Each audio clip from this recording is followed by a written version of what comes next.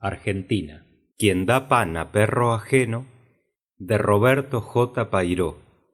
Primero, las dos amigas. En un extremo del soberbio salón, la hermosa Helena conversa en voz baja con Marciana, su antigua amiga, mientras que Emilia, su madre, al lado de las altas ventanas, ocúpase en ejecutar un primoroso bordado que destina a la canastilla de bodas de su hija. De cuando en cuando la anciana señora levanta la vista de su labor y fija sus ojos cariñosos en Helena, regocijándose con la alegría que resplandece en el rostro de la novia. Marciana, entretanto, escucha con la mayor atención las palabras de su amiga, que vibran apenas en el silencio de la vasta sala. Tengo que comunicarte una noticia, una gran noticia. Ya te la hubiera dicho, pero como pareces olvidarte de mí, como no vienes hace un siglo. ¿Una noticia?, preguntó Marciana afectando interés. ¿Cuál es ella? No te lo digo. Adivina, si puedes, contestó la joven ruborizada, pero no sin cierta malicia. Lograste por fin que tu mamá accediera al proyectado viaje a París. No, es mejor que eso, murmuró Helena con los ojos brillantes. Entonces, no adivino. ¿No sabes?, dijo ella sonrojándose aún más. Estoy de novia. Me caso antes de 3 meses. ¿De veras?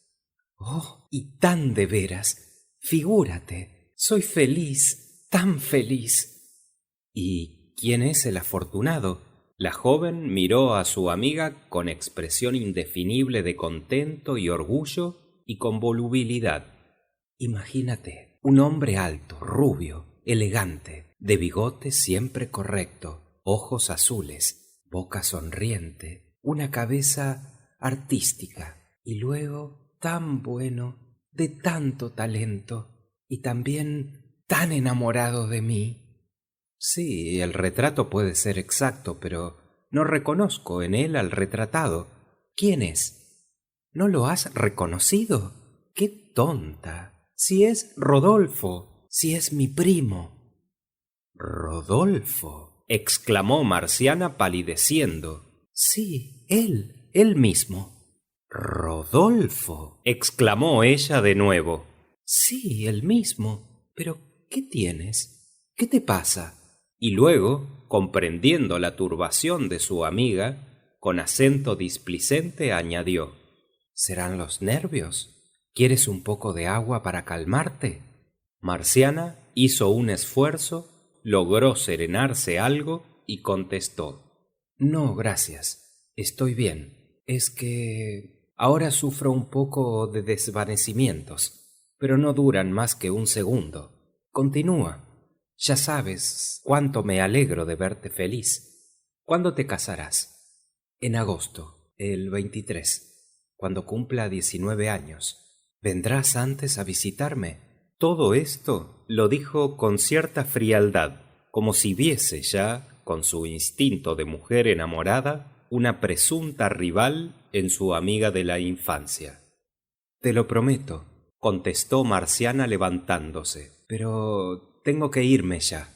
Había olvidado que me resta que hacer aún algunas visitas. ¿Cuándo volverás?, preguntó Helena, sin oponerse a la brusca partida de la joven, cosa que jamás había hecho en circunstancias aparentemente análogas. «¿Quién sabe?», dijo con acento amargo, y luego, yendo hacia la madre de Helena, le dijo ofreciéndole su mano: «Señora». «¿Se va usted, Marciana?», preguntó Emilia, y como notase la turbación de la joven, exclamó: «Pero qué pálida está usted. ¿Se encuentra acaso enferma?» «No, un desvanecimiento. Nada, me sucede a menudo».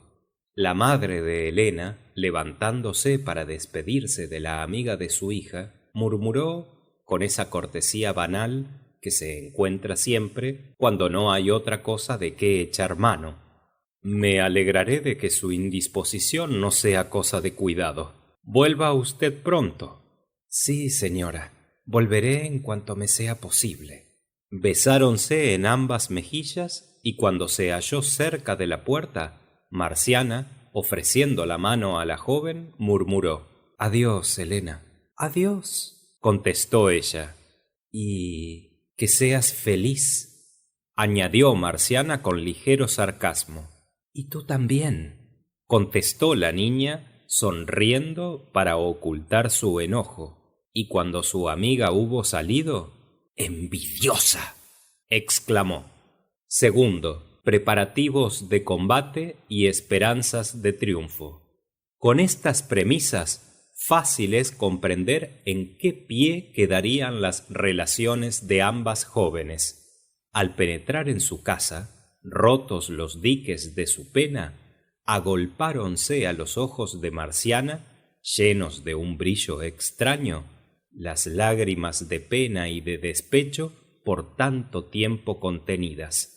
Apenas saludó a su madre y fue de seguida a su habitación, donde pudo abandonarse a sus pesares.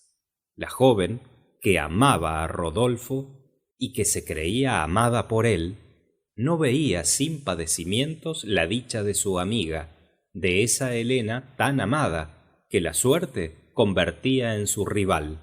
Examinábase y no se encontraba más indigna que otra a la felicidad por tantos años ambicionada en lo más íntimo de su corazón.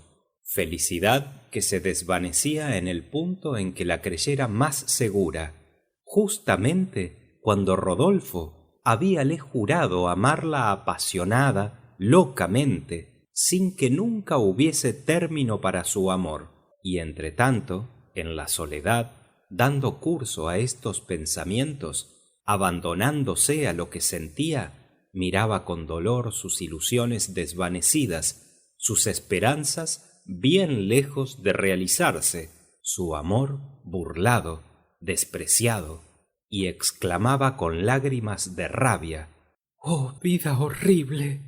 No hace mucho que aquí, de rodillas, me juraba amor eterno, inextinguible, y ahora dice ella que van a casarse, que va a unirse con ella, olvidándome, que va a matarme conscientemente, sin hesitaciones, sin lástima». Y yo que creía todas sus palabras, que me miraba en sus ojos, que me imaginaba dichosa con su cariño, pensando que nunca acabaría nuestro idilio mentido. Y me olvida y va a repetir a otra las palabras que me ha dicho, a mí que me pertenecen. Y ella le cree, ella confía en él, ella es la que va a casarse. Pero si él no la quiere, si no la querrá nunca, si la engaña miserablemente, ¿qué méritos tiene ella más que yo para ser la preferida? ¿Es más hermosa? ¿Es más inteligente? ¿Es más amante? ¿Lo es? No, es más rica, más rica. Solo los ricos tienen derecho a la felicidad. También lo tenemos nosotros. También para nosotros brilla el sol. Pero esto no puede ser. Él, tan hermoso, tan digno, tan noble, ¿sería capaz de venderse, de olvidarse de todo por un puñado de dinero? Los hombres, qué indignos los hubiera criado Dios si todos fueran así. ¡Qué ruin creación para un ser omnipotente! Hizo una pausa, pensaba en Rodolfo y se proponía, casi sin darse cuenta de ello, volverlo a su amor. Juraba que me quería, quizá me quiere aún. Si yo probara, si tratara de que volviese a mí. Sí, probemos. La esperanza de vencer le sonreía y halló fuerzas suficientes para secar sus lágrimas. Sus últimas palabras fueron una amenaza dirigida a Helena, a su amiga, antes tan querida. Oh, que ella tenga cuidado, no sea que su dicha se desvanezca aún antes de haber tomado forma. Que tenga cuidado. pues pueden quedar fallidas sus esperanzas en cuanto comience el combate. ¡Oh, venceré! ¡Yo venceré!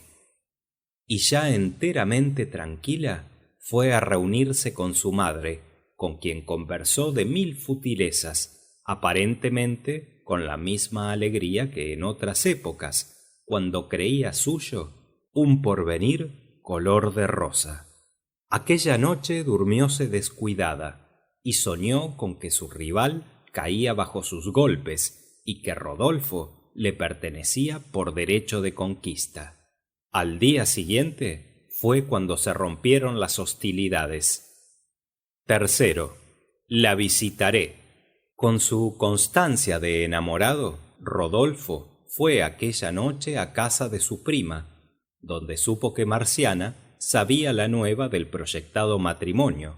Pocos eran los adornos que el joven poseía de aquellos atribuidos a él por las dos mujeres. Era frívolo, tenía la nobleza de la conveniencia propia, del egoísmo, carecía de ilustración, y en cuanto a su talento, era el de un hombre de mundo bien educado, pero incapaz de encarar seriamente una cuestión cualquiera que fuese. Luego, su belleza nada tenía de varonil, salvo el bigote rubio y sedoso, que cuidaba con sin igual esmero. Quitado éste, hubiera parecido una niña. Sin embargo, con tales prendas, hacía una guerra formidable a las mujeres, de quienes era un terrible conquistador. Contábanse sus aventuras amorosas en todos los salones que él frecuentaba, aventuras en que muchas veces no tuvo que desempeñar sino un papel enteramente pasivo. Era él el conquistado en 1000 ocasiones, pero siempre aparecía como el conquistador. Cuando supo lo acontecido con Marciana, pensó: como yo le he hecho un juramento que no he cumplido y que no pienso cumplir, y como ella no ignora que voy a casarme, su enojo contra mí será inmenso. Pero sin embargo, yo no puedo abandonar una presa que parecía tan fácil. Eso sería echar por tierra un nombre de irresistible, adquirido en muchos años de continuo triunfo, y no estoy dispuesto a semejante sacrificio. Por otra parte, resta aún muchas mentiras que decirle para que crea en la verdad de mi amor, y puede ser que con ellas logre convencerla. Pero como para eso es necesario ir a su casa, no importa. Hace mucho que no voy a verla, pero le diré que, al saber que estaba enterada del triste asunto, he querido darle explícitas explicaciones. Sí, eso es lo mejor. Cuarto, el primer cartucho. A la noche siguiente, Rodolfo presentóse en casa de Marciana. Esta, que sólo buscaba una ocasión para llamarlo, no pudo disimular su alegría. Sin embargo, otros pensamientos acudieron a su mente cuando recordó los sucesos del día anterior. Una explicación se suscitó con esto. Rodolfo, inventando una historia romántica, díjose prometido a su prima por sus padres desde la más tierna infancia, que, habiendo muerto éstos, no podía desobedecer su última voluntad, y que tenía que casarse con Helena, aunque todo su amor era para su Marciana. Esta creyó sin dificultad el bizarro cuento, tanto más cuanto que halagaba su vanidad, herida por las palabras de su amiga y por el aparente olvido de Rodolfo. En cuanto el joven se apercibió del buen efecto causado por su relato, pasó a mayores, convenciéndose de que el triunfo era ya más que fácil. Dijo que, sin embargo de todos sus compromisos, estaba pronto a romper con Helena si Marciana le prometía amarlo siempre. Pero no haré esto, añadió, sin estar seguro de tu cariño, sin una prueba de que estás pronta a sacrificarlo todo por mí.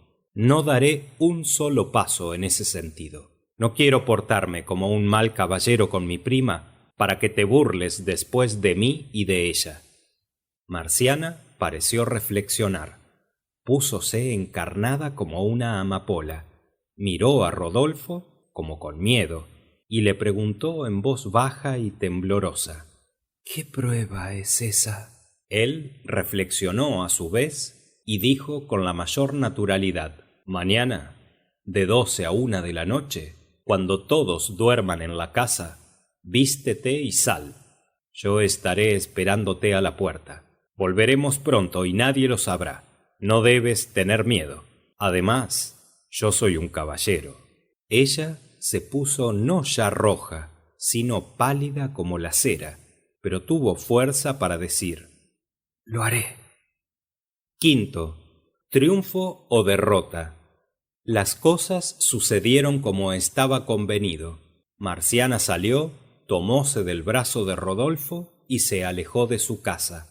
3 horas después, cuando comenzaba ya a sentirse en la ciudad ese ligero murmullo que anuncia su despertar, Marciana volvía de su expedición del brazo del afortunado galán, que la dejó en la puerta. La joven había obtenido algo: un juramento de eterna constancia, acompañado por el de que Rodolfo se había de casar con ella, burlando las esperanzas de su novia.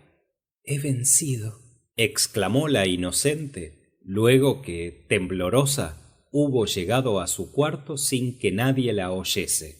Acostóse en su lecho, casto aún, que a su contacto perdió la virginidad, y permaneció lo que restaba de la noche sin poder conciliar el sueño. «El triunfo es mío», decía. «Helena ha sido derrotada. Ya no tengo que temer». Y ni por un instante le acometió el pensamiento de que todo aquello fuese un engaño. Sexto, vie victis. Al día siguiente, después de almorzar, Marciana tomó un papel y escribió con mano nerviosa: «Querida Helena, debo prevenirte que andes con tiento con tu novio. Me consta que va a casarse con otra, abandonándote, y no puedo dejar de anunciártelo como amiga leal. Hace tiempo que deseaba darte una prueba de mi cariño. La ocasión se presenta y la aprovecho. Para evitar las calabazas, lo mejor que debes hacer es ganarle el tirón y dárselas de antemano, pues ya sabes cuánta burla hacen en sociedad de las novias abandonadas por sus prometidos sin causa aparente. Tu siempre amiga, Marciana». «Quiero vengarme», pensaba la joven, «de los celos y el dolor que me causó, dándole la noticia por mí misma. Lástima es que no me atreva a dársela de viva voz». Y luego que hubo enviado la carta, murmuró con alegría vengativa y malsana, ocasionada por el triunfo obtenido contra su rival: «¡Ay del vencido!». Séptimo, ¿cuál de las dos? Helena no dejó de recibir la carta aquella en que tan fiero golpe se le asestaba. Su desesperación no reconoció límites. Lloró, gimió todo el día, pero cuando su madre supo lo que pasaba, tranquilizóse un tanto al escuchar estas palabras de su boca: «Espera a que venga Rodolfo. Todo eso debe y tiene que ser mentira. Si no fuese así, hubieses notado alguna frialdad en tu novio, que parece quererte más y más. Solo alguna ruin intención ha guiado a Marciana a hacer eso. O puede también que sea todo una broma del peor gusto posible, a decir verdad. En cuanto al consejo que te da de romper con tu primo, no lo sigas, si no quieres hacer el gusto a esa joven que parece interesadísima en que la cosa llegue a mayores. Y aunque todo sea cierto, no debes desesperarte así.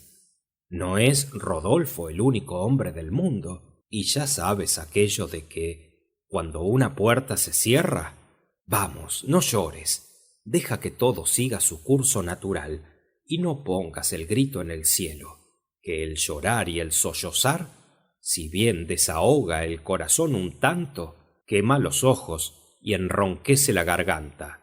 Un pensamiento consolador vino a traer un poco de calma a la joven, que se creía ya la más desgraciada de las mujeres.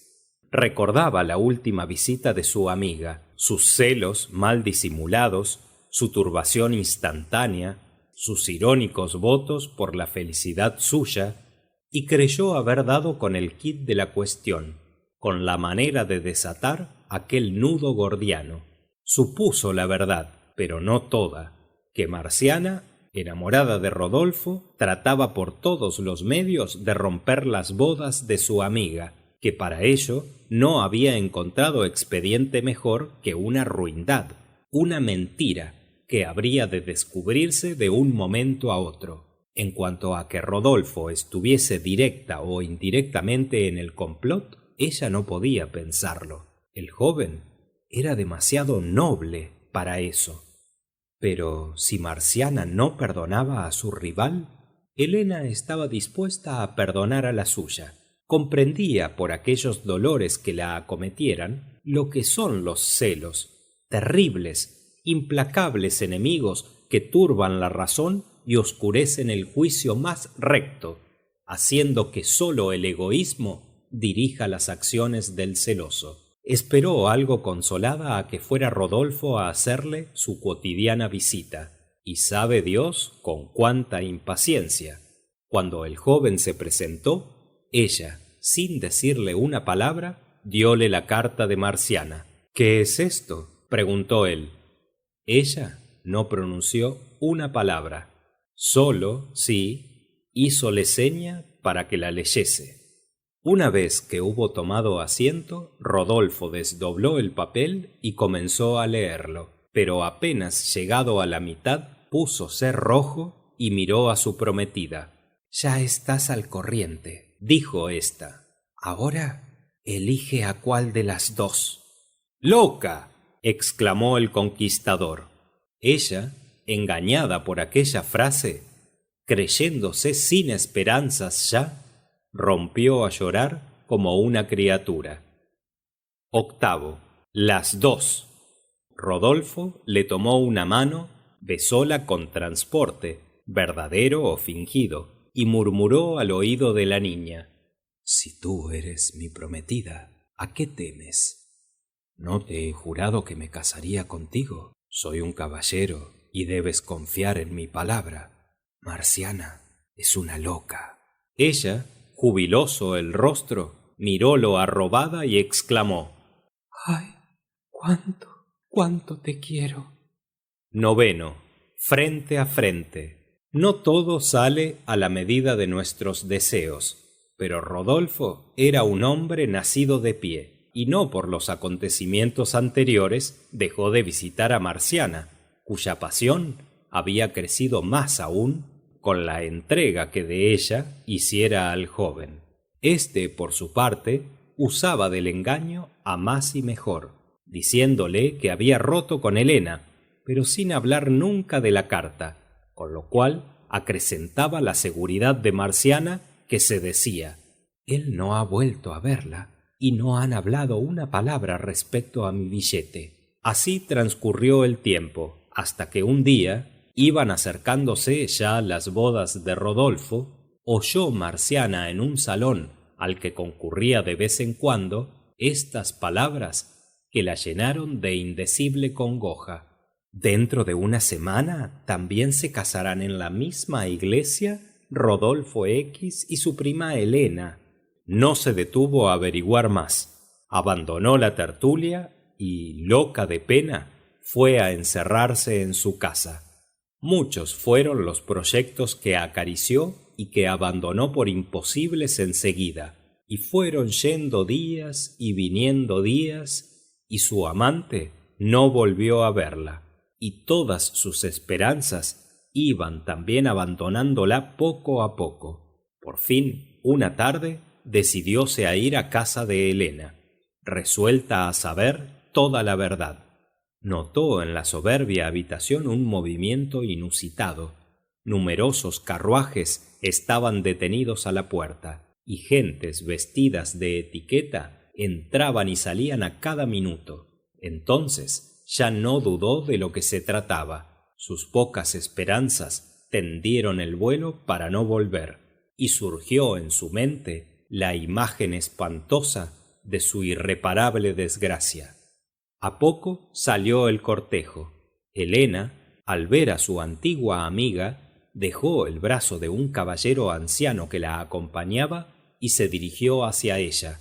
Marciana se estremeció de rabia, de celos, viéndose impotente ante su dichosa rival. «¿Sabes?», dijo Helena cuando estuvo a su lado. «Rodolfo es demasiado noble para faltar a sus juramentos. Se casa hoy conmigo». La joven la miró con furia mal dominada. «A mí también me hizo juramentos. Yo le di todo mi ser, más amante que tú, y me abandona. Es demasiado miserable». Helena se echó a reír. 10. Conclusión. «¿Te diste a él?», exclamó, «creyendo aprisionarlo de ese modo. Tonta. Fuiste demasiado niña. Rodolfo era mío ya». Y después de una pausa, «Era mío», prosiguió, «y ya sabes el refrán. Quien da pan a perro ajeno, pierde el pan y pierde el perro». Ella, angustiada, loca, sin lágrimas en los ojos, sin voz en la garganta, pálida como una muerta, temblorosa como hoja caída que el viento arrebata, apenas tuvo fuerza para murmurar: «Tienes razón, él es un perro, mi amor un mendrugo. Devoró mi inocencia y se olvida de mí. No te envidio tu suerte, él no te hará dichosa». Y muchas razones tenía para profetizar de ese modo, pero a veces lo más lógico no llega a suceder. Temperley, agosto 1887. Fin de Quien da pan a perro ajeno, de Roberto J. Pairó.